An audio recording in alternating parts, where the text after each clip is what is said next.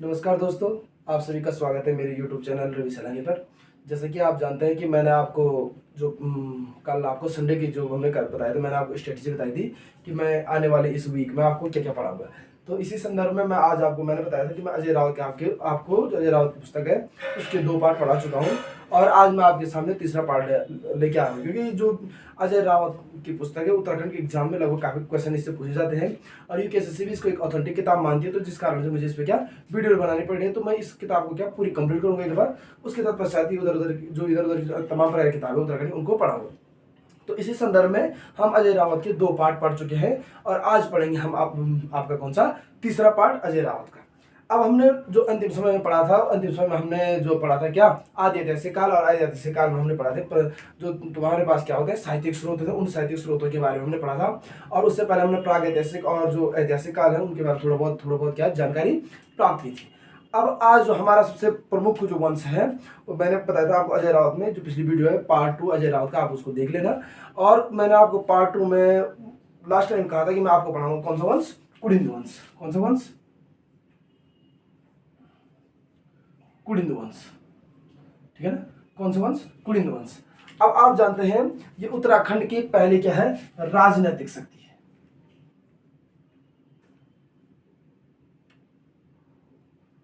उत्तराखंड पर शासन करने वाली पहली क्या है राजनीतिक शक्ति। कौन सी? आपकी कुडिंद वंश। और इन कुडिंद वंश के बारे में हमको मैंने कहा जो जानकारी मिलती है, इस कुडिंद वंश के बारे में आपको पता होगा हमें जानकारी मिलती है क्या सिक्कों से। किससे मिलती है? सिक्कों से हमें क्या मिलती है जानकारी, या सिक्कों से मतलब मुद्राओं से। किससे मिलती है? मुद्राओं। क्योंकि कुडिंद काल की जितनी भी जानकारियां हैं वो सब हमें किससे मिलती है? मुद्राओं से मिलती है। परंतु मैंने कहा था कि जो आपका एक नाम सुना होगा आपने, प्रॉपर आता है अजय रावत की किताब में मध्य हिमालय। क्या आता है? मध्य हिमालय। ठीक, इसमें देखो सुना होगा आपने एक प्रॉपर नाम जिसका नाम है आपका क्या मध्य हिमालय। और इस कारण की मध्य हिमालय में जब क्या महाभारत की रचना की हुई थी तो मध्य हिमालय की जो समस्त जातियां थी उस समय क्या कहते यहीं पर क्या कहते निवास करती थी। क्या?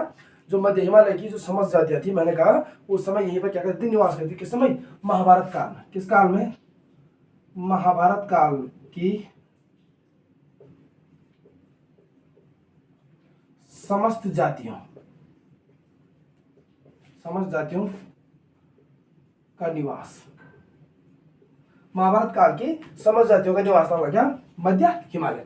अब महाभारत काल में आपको पता है कि तमाम प्रकार की क्या थी जातियां थी, जो मैंने कह रहा हूं आपको क्या कि यहाँ पर क्या करती निवास करती थी। परंतु मध्य हिमालय की जो समस्त जातियां थी महाभारत की रचना जिस समय हुई उस समय कह रहे हैं कि इनका जो प्रमुख क्षेत्र था वो था तुम्हारे क्या उत्तर कुरु। क्या? उत्तर कुरु क्षेत्र। उत्तर कुरु क्या था? उत्तर कुरु। महाभारत काल में जब महाभारत की रचना की हुई तो उस समय मध्य हिमालय में जो मैंने कहा जो जातियां निवास करती थी वो किस क्षेत्र में निवास करती थी? आपके उत्तर कुरु क्षेत्र। कौन से क्षेत्र में? उत्तर कुरु वाले क्षेत्र में क्या करती थी निवास करती थी। कौन? जो मध्य हिमालय में तमाम प्रकार की क्या थी जो जातियां थी। उन्हीं मध्य हिमालय की कुछ उसी समय मैंने कहा मध्य हिमालय में कुछ जनपद भी थे। क्या थे मध्य हिमालय में उस समय? कुछ जनपद। क्या थे? कुछ जनपद। मध्य हिमालय में आपको पता होगा कुछ जनपद थे।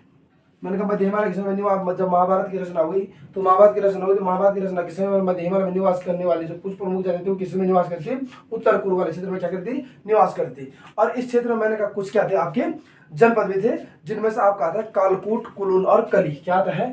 कालकूट,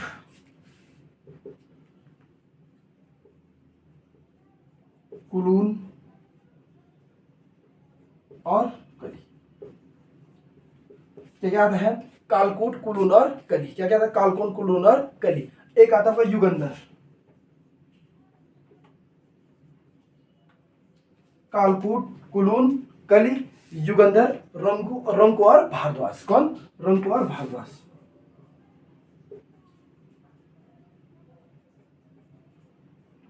रंको और भारद्वाज। कालकूट, कुलून, कली, युगंधर, रंको और भारद्वाज, ये तमाम प्रकार के जनपद क्या थे आपके उस समय यहाँ पर थे। ठीक है ना। अब आपको पता होगा इस कालकूट क्या है? कालसी का नाम। किसका नाम है? कालसी। कालकूट किसका नाम है? कालसी। और इसी कालसी से मिला हमें किसका शिलालेख? क्या मिला है? कालसी से मिला हमें शिलालेख किसका? अशोक का। किसका शिलालेख मिला है? कालसी से हमें किसका शिलालेख मिला है? कालसी से हमें जो शिलालेख प्राप्त हुआ है वो शिलालेख प्राप्त हुआ है आपका किसका, अशोक का। किसका प्राप्त हुआ है, अशोक का। कालकूट में से मैंने कहा हमें किसका शिलालेख प्राप्त हुआ है, तो शिलालेख प्राप्त हुआ हमारा किसका, अशोक का। अब इस अशोक के शिलालेख से जानकारी मिलती है कि इस समय अशोक का तराई क्षेत्र तथा देहरादून वाले क्षेत्र पर कैसा अधिकार था।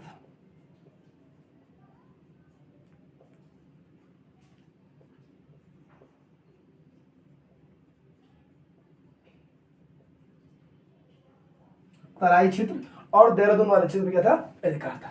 ठीक है ना। हमने कहा कि जो अशोक का शिलालेख है, अशोक के शिलालेख से हमें जानकारी मिलती है कि जो अशोक का जो अधिकार था उस समय वो तराई क्षेत्र और देहरादून वाले क्षेत्र पर क्या था, अधिकार। क्योंकि हमें अशोक का जो कालसी शिलालेख है वो कहां से प्राप्त हुआ है, कालसी से क्या हुआ है, प्राप्त हुआ है। ठीक। अब इससे हमें पता चलता है कि इस समय कुलिंद शायद किसके समकालीन थे, मौर्य के क्या थे, समकालीन थे। किसके समकालीन थे, मौर्य के समकालीन, मौर्य के अधीन सॉरी समकालीन, हाँ समकालीन में कह सकते हैं, और मौर्य के क्या, अधीन। ठीक है ना। मौर्य के अधीन थे या मौर्य क्या थे, समकालीन थे। मतलब अगर जो आपको होता है केंद्र की शक्ति थी जो उस समय मैंने कहा शासन चल रहा था वो मौर्य का चल रहा था भारत में। तो भारत में जब मौर्य का शासन चल रहा था तो मैंने कहा उत्तराखंड वाले क्षेत्र में कुलिंद वंश था। कुलिंद वंश उत्तराखंड की पहली राजनीतिक क्या होगी, शक्ति होगी। और जब उत्तराखंड की पहली राजनीतिक शक्ति होगी आपकी कौन, कुलिंद। तो मैंने कहा ये कुलिंद, मैंने कहा हमें एक अशोक का शिलालेख मिलता है, कालसी शिलालेख, जिस शिलालेख से हमें जानकारी मिलती है कि मौर्य के अधीन कौन थे, आपके कुलिंद थे। परंतु जैसे ही आपको बताया मौर्य का पतन हुआ, तो मौर्य के पतन के पश्चात आपको मौर्योत्तर काल में आपका कौन सा काल है, शुंग काल है। कौन सा काल है, मौर्योत्तर काल के पश्चात। मैंने कहा मौर्य का पतन हुआ, मौर्योत्तर काल के पश्चात आपका शुंग काल, और शुंग काल में शायद कुलिंद भी क्या होगी, स्वतंत्र होगी।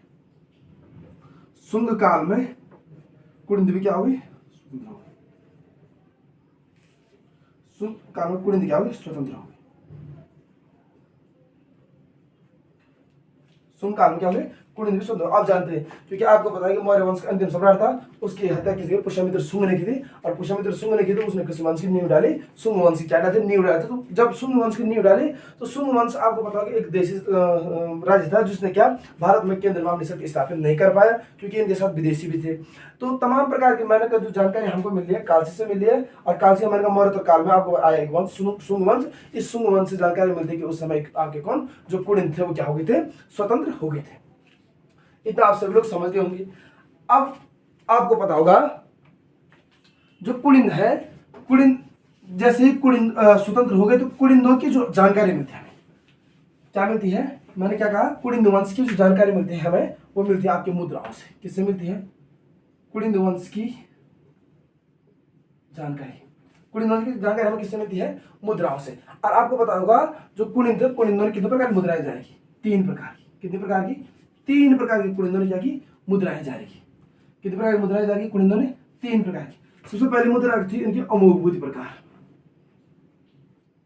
अमोघभूति प्रकार, अल्मोड़ा प्रकार,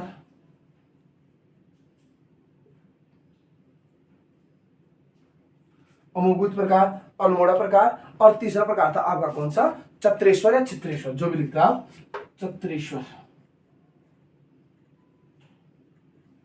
अल्मोड़ा प्रकार, अमोघभूति प्रकार और चत्रेश्वर प्रकार, ये किसने ये मुद्राएं जारी की। तो मैंने कहा कुलिंदों की हमें जो जानकारी मिलती है, कुलिंदों की जो वास्तविक जानकारी मिलती है हमें वो इन मुद्राओं से मिलती है, अमोघभूति प्रकार की मुद्राएं, अल्मोड़ा प्रकार की मुद्राएं और चत्रेश्वर या चित्रेश्वर प्रकार की मुद्राएं। ये सभी हमें किसके बारे में जानकारी देते हैं, कुलिंदों के बारे में जानकारी देते हैं। अब जो अमोघभूति प्रकार की जानकारी है, मतलब जो अमोघभूति इस वंश का क्या था, सर्वाधिक शक्तिशाली राजा था। कुलिंद वंश का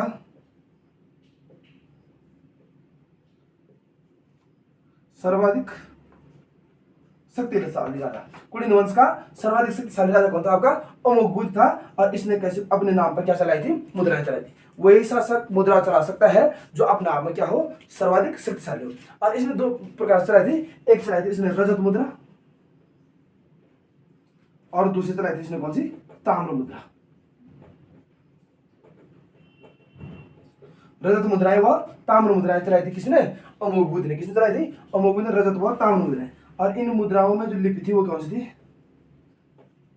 ब्राह्मी व खरोष्ट लिपि। इन मुद्राओं में जो लिपि थी मैंने कहा वो थी आपकी कौन सी, ब्राह्मी व खरोष्टी लिपि। अब आपको पता होगा जो दूसरी प्रकार की मुद्रा है हमारी, मतलब अमोघी प्रकार, पहला प्रकार है सवासी सरराजा था, रजवत्ता मुद्रा चले, और लिपि ब्राह्मी व खरोष्टी, मतलब कुलिन वंश का सवासी सरराजा को कौन था, अमोघभूति था। अब आपको पता है जो अल्मोड़ा, अल्मोड़ा आपको पता उत्तराखंड का एक जनपद है, और यहां से कितनी मुद्राएं मिली है, 4 मुद्राएं मिली है। अल्मोड़ा से कितनी मुद्राएं मिली है, 4 मुद्राएं। क्वेश्चन आता है अल्मोड़ा प्रकार की मुद्रा किस वंश से संबंधित है, तो अल्मोड़ा प्रकार की मुद्रा किस वंश से संबंधित है, आपके कुलिन वंश से क्या है, संबंधित है। और अभी ये 4 मुद्राएं आपकी कहां है, ब्रिटिश संग्रहालय लंदन, कहां है, ब्रिटिश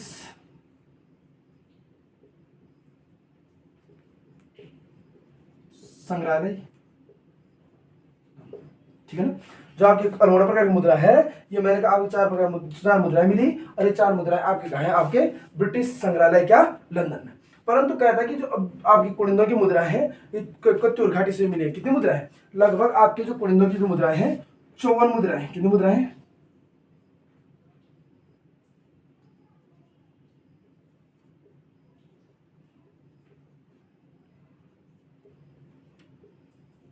मुद्राएं 54 मुद्राएं कहां से मिली है, कत्यूर घाटी से मिली है, आपकी किसके, कुलिंदों की। आ सकता है क्वेश्चन, 54 मुद्राएं कत्यूर घाटी से किसकी मिली है, तो वो मिली है किसके, कुलिंदों की। और तीसरा जो आपको पता है कुलिंदों ने जो मुद्रा चलाई वो चत्रेश्वर, इनका कहता है कोई अधिष्ठात्री देवता था, अधिष्ठात्री देव, ठीक। तो ये अधिष्ठात्री देवता था, इनके नाम पर कुलिंदों ने क्या चलाई थी, मुद्राएं चलाई थी, ठीक है ना। तो ये जो 3 प्रकार की मुद्राएं हैं ये हमें किसके बारे में जानकारी देते हैं, कुलिंदों के बारे में क्या देते हैं, जानकारी देते हैं। अब इसके पश्चात अजय राव की किताब में लिखा है कि कुलिंद सिर्फ पर्वतीय क्षेत्रों तक क्या रहे, सीमित रहे, क्योंकि जो इनके जो तराई भाग या मैदानी भाग, तराई भाग या मैदानी भाग पर किसने अधिकार कर लिया था, तराई भाग और मैदानी भाग अधिकार कर लिया था किसने, कुषाणों ने।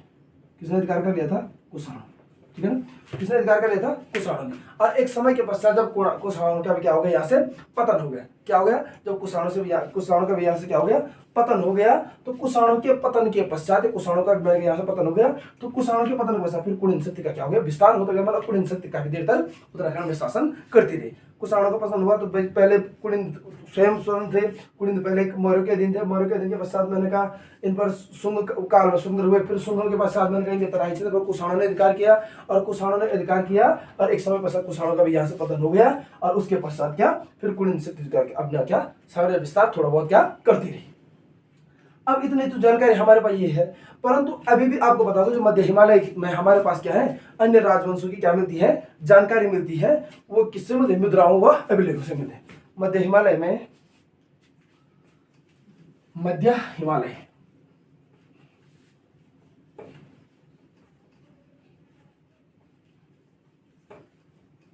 क्या कहा मैंने, मध्य हिमालय से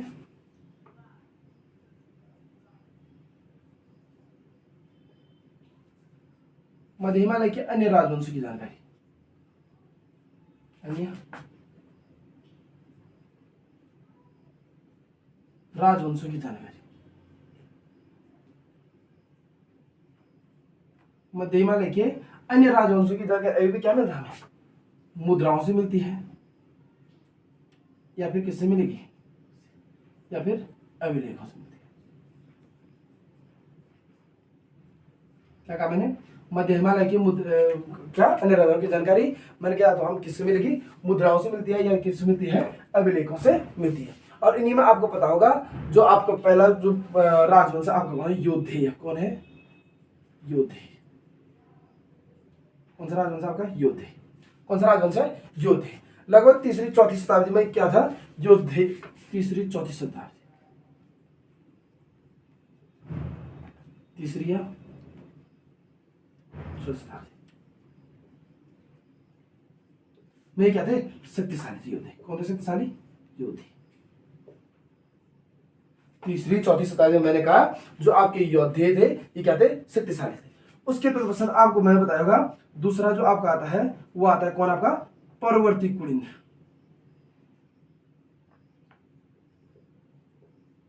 परवर्ती कुलिन, इन्होंने भी क्या किया, अपना साम्राज्य विस्तार करने की क्या की होगी, कोशिश की होगी, ठीक है ना। और लास्ट आता है आपका कौन सा, कौन, युगसेल का वारसगण है। कौन, तीसरा युगसेल।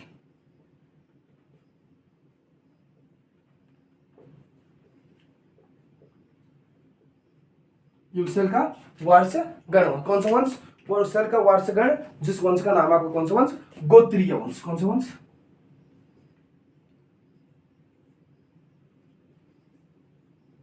कौन सा वंश आपका, गोत्रीय वंश। ठीक है ना, जिन्होंने कहा शासन किया, कालसी के निकट उन्होंने क्या किया, शासन किया, कालसी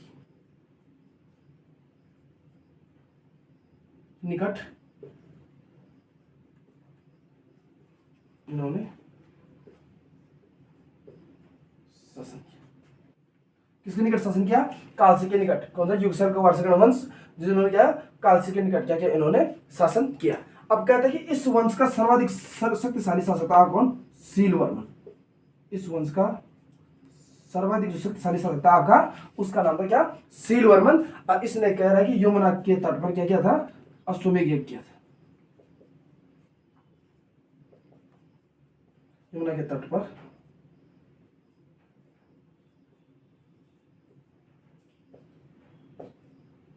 यमुना के तट पर क्या किया था इसने, अश्वमेध यज्ञ किया था। किसने किया था, गोत्रीय वंश का एक शासक था जिसका नाम है क्या, सीलवर्मन। और इसने क्या किया था, यमुना के तट पर क्या किया था, क्या करवाया था, यज्ञ करवाया था। ठीक, अब आपने सुना होगा ईश्वरा का लाखमंडल प्रशस्ति लेख। क्या सुना होगा आपने, ईश्वरा का, बहुत बात आता भी है। ठीक है ना, ईश्वरा का लाखमंडल प्रशस्ति लेख किस बात की जानकारी देता है, राजकुमारी ईश्वरा। क्या, राजकुमारी ईश्वरा का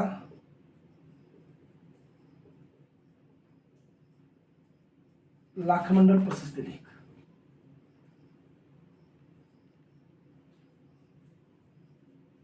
राजकुमारी ईश्वरा का जो मैंने क्या कहा आपका, लाखमंडल प्रशस्ति लेख। इससे हमें किसकी जानकारी मिलती है, इससे जानकारी मिलती है हमें किसकी, यदुवंशियों की। जानकारी किसकी मिलती है, यदुवंशियों की जानकारी। लाखमंडल प्रशस्ति लेख जो मैंने कहा, लाखमंडल प्रशस्ति लेख है, इससे हमें किसकी जानकारी मिलती है, यदुवंशियों की क्या मिलती है, जानकारी मिलती है। और कहते हैं कि इन यदुवंशियों की राजधानी उस समय कहाँ थी, सिंहपुर।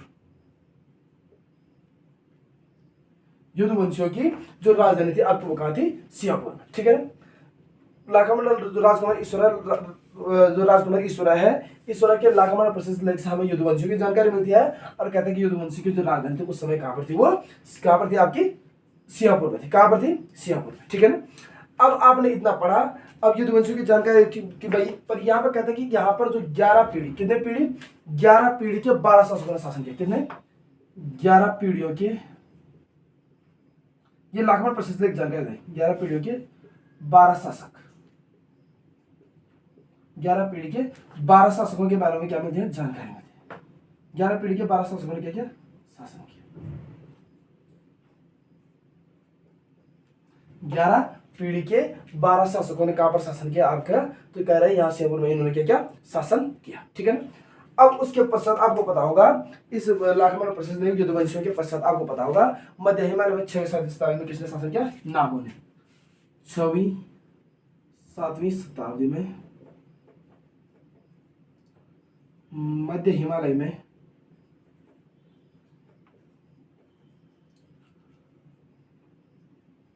नागों ने शासन किया।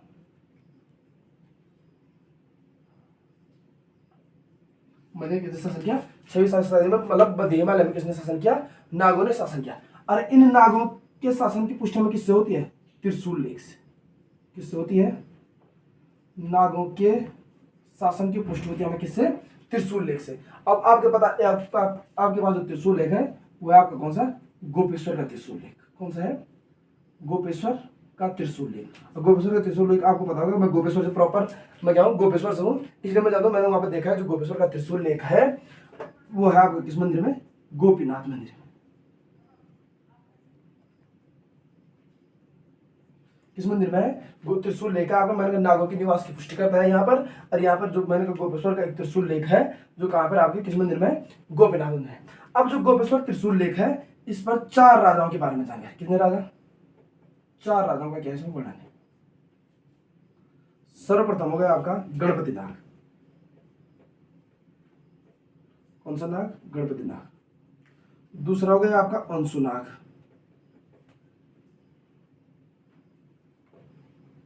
तीसरा हो गया आपका स्कंद नाग। और चौथा हो गया आपका विभु नाग। ठीक, कौन कौन से हो गए? स्कंद नाग, विभु नाग, अंशु नाग और गणपति नाग। अब कह रहा है कि जो ये गणपति नाग है, ये गणपति नाग आपका क्या था? सर्वाधिक शक्तिशाली था।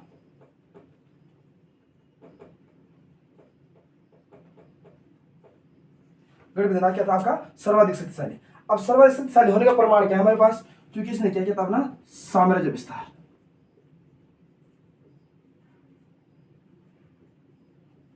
इस गणपति नाग की क्या क्या किया? अपना साम्राज्य विस्तार हिमालय से लेकर कहां तक? कीर्तपुर। हिमालय से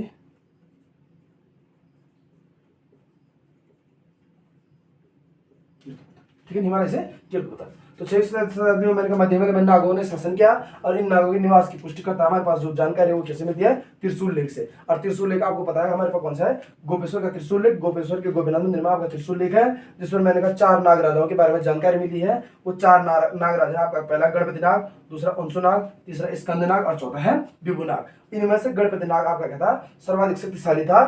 शक्तिशाली इसलिए था क्योंकि इसने अपना क्या किया था? साम्राज्य विस्तार किया था हिमालय से लेकर कीर्तपुर तक के क्षेत्र में।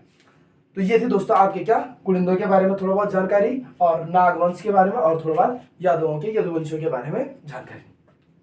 तो आज के लिए इतना काफी है, क्योंकि वीडियो काफी लेंथी हो जाती है। तो फिर आप सभी से मेरी एक ही गुजारिश होगी, आप मेरी वीडियो को ज़्यादा से ज़्यादा लाइक, शेयर और सब्सक्राइब जरूर कीजिएगा, ताकि आपके, मैंने कहा था कि जो लोग अभी भी क्या अजय राउत की किताब को पढ़ना चाहते हैं और एक नए सिरे से तैयारी करना चाहते हैं, उनको क्या एक अच्छा सा मौका मिलेगा आपकी वजह से, मेरी वजह से। तो मैं चाहता हूं कि आप अपना प्यार और आशीर्वाद इसी तरह बनाए रखें। छोटों का प्यार और बड़ों का क्या आशीर्वाद हमेशा के लिए बनाए रखें मेरे ऊपर। और इस वीडियो को लाइक, शेयर और सब्सक्राइब जरूर कीजिएगा। Thank you.